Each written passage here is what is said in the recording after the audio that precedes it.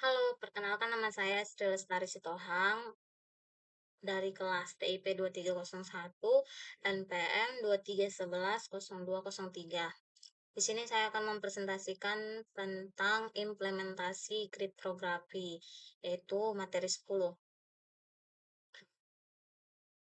Pertama, saya akan membahas tentang pengertian kriptografi. Kriptografi adalah ilmu untuk menjaga keamanan, penyimpanan, dan transmisi informasi. Data komputer yang berpindah antar komputer menghadapi ancaman, modifikasi, dan pemalsuan, sehingga kriptografi menjadi kebutuhan vital bagi perusahaan dan masyarakat modern. Implementasi kriptografi mencakup keamanan cloud dan email. Enkripsi diterapkan pada data tidak aktif maupun data dalam perjalanan untuk mencegah kehilangan dan kebocoran data dari ancaman cyber. Selanjutnya, tentang kriptografi pada keamanan cloud. Komputasi cloud adalah model akses jaringan yang memungkinkan pengguna sumber daya secara fleksibel tanpa batas waktu dan tempat.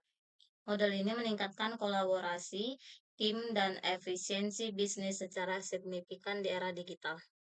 Namun, ancaman kompromi data meningkat signifikan seiring adaptasi cloud. Dampak paling merusak adalah kehilangan dan kebocoran data, yang mendorong kebutuhan implementasi kriptografi yang kuat dalam lingkungan cloud.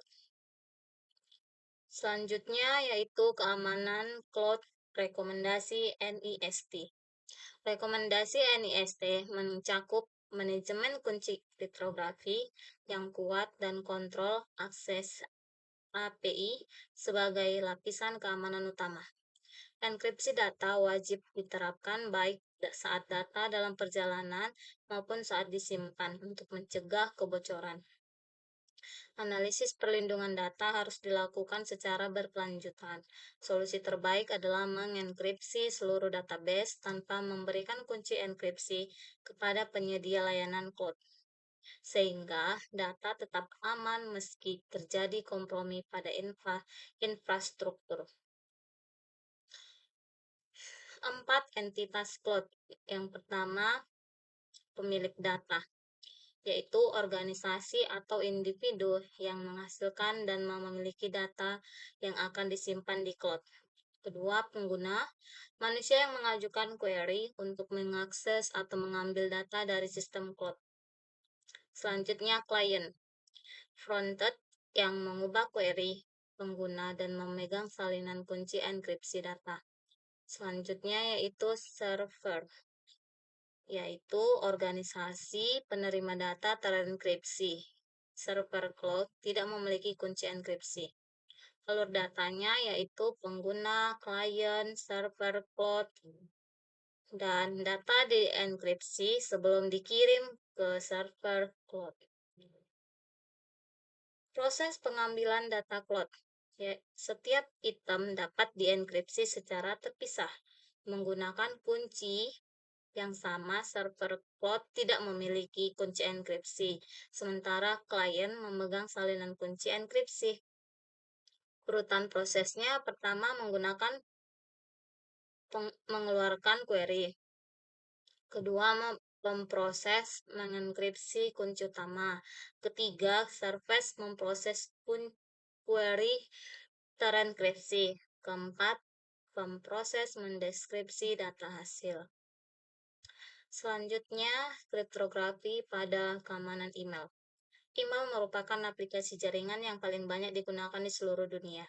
Seiring meningkatnya ancaman cyber, permintaan akan autentikasi dan kerahasiaan dalam komunikasi email terus bertambah secara signifikan. Terdapat dua skema keamanan email utama, yaitu Pretty Good Privacy atau PGP dan Secure Multipurpose Internet Mail Extension atau SMIME. Keduanya menggunakan kriptografi untuk melindungi integritas dan kerahasiaan pesan. Arsitektur email. Komponen RFC 5598 mencakup pesan sebagai antarmuka pengguna, pesan yang terdiri dari Message Transfer Agents atau MTA untuk routing pesan, serta 3 jenis interoperabilitas. Protokol utama yaitu SMTP digunakan untuk transfer pesan antar server atau MTA, sedangkan IMAP dan POP digunakan untuk transfer pesan antara server dan klien. Alur pesan berjalan dari pengirim melalui MTA hingga sampai ke penerima. Ancaman email dan keamanan email. Yang pertama, keaslian. Ancaman akses tidak sah ke sistem email, termasuk pemalsuan identitas pengiriman dan penerimaan pesan. Kedua, integritas. Ancaman modifikasi konten pesan selama pengiriman tanpa pengetahuan pengirim maupun penerima. Ketiga, kerahasiaan. Ancaman pengungkapkan informasi sensitif kepada pihak yang tidak berwenang selama transmisi email. Protokol mitigasi. Protokol utama STAR TLS, SMIME, DANE, SPF, dan lain-lain. Ketersediaan. Ancaman yang mencegah pengiriman atau penerimaan email mengganggu ketersediaan layanan komunikasi. Selanjutnya, protokol keamanan email.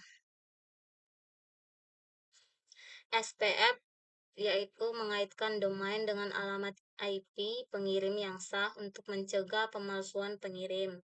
DKIM memberikan tanda tangan digital pada header dan isi pesan email untuk memverifikasi keaslian pengirim. DANE mengatasi masalah Certificate Authority atau CA dengan meningkatkan sertifikat TLS ke domain melalui DNS. Selanjutnya, tabel ancaman email. MTA tidak sah. Email dikirim dari MTA tidak sah. Pengirim pesan dikirim tanpa otorisasi. Penerima menerima pesan palsu dan implementasi seperti STAR TLS. Domain palsu. Penggunaan domain palsu untuk menyamar, yaitu pengirim, identitas domain dipalsukan. Selanjutnya, alamat palsu atau phishing. Alamat pengirim dipalsukan untuk phishing. Email diubah, konten email dimodifikasi saat transmisi. Selanjutnya, SMIME dan fungsi algoritma. Autentikasi dan kerahasiaan seperti tanda tangan digital menggunakan RSA dengan SAA menghasilkan digas 256 bit. Enkripsi pesan menggunakan AES 128 CBC dengan kunci acak 1 kali pakai. SMIME autentikasi. Autentikasi menggunakan tanda tangan digital RSA dengan SHA sampai 256 bit. Urutan proses yaitu pertama pengirim membuat pesan, kedua menghasilkan digas 256 bit, ketiga digas dienkripsi dengan kunci privat pengirim, keempat penerima mendeskripsi dengan kunci publik pengirim. Verifikasi dilakukan dengan membandingkan digas yang dideskripsi dengan digas yang dihitung ulang dari pesan. Jika cocok, keaslian dan integritas pesan terkonfirmasi. Proses ini memastikan komunikasi antara pengirim dan penerima terautentifikasi secara kriptografi. Sekian presentasi dari saya. Terima kasih. Kenapa nggak di situ kalian?